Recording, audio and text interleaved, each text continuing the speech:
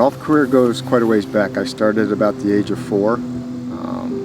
I had 5 sisters, and I was the only one that ended up playing with my dad. And we traveled quite a bit, him being Army. And then I just really attached myself to the game and had a love for it.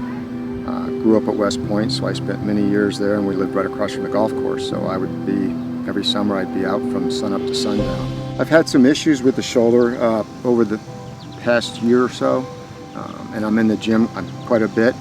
I'm not sure if I did it in the gym, if I did it falling, if I did it golfing, but I have limited movement this way. I'm actually able to rotate for the most part.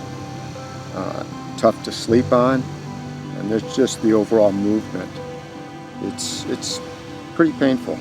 We did a really nice rotator cuff repair where we kind of clean up the surface where the bone should heal.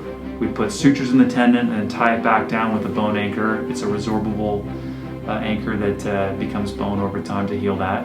The next thing we did is basically shave down a little bone spur in there. And then also he had some bad arthritis that was symptomatic for him where the collarbone meets the shoulder blade. That's the AC joint. And we did what's called a distal clavicle excision. So it really took care of a number of different pathologies in his shoulder. They were all symptomatic for him, and while we were there, we wanted to leave him with the best possible outcome. You got a motivated and healthy patient. You've got a very defined series of pathologies.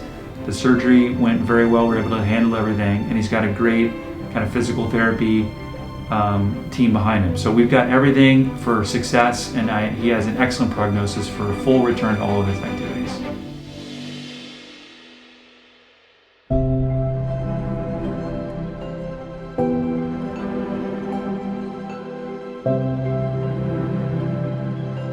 Thank you.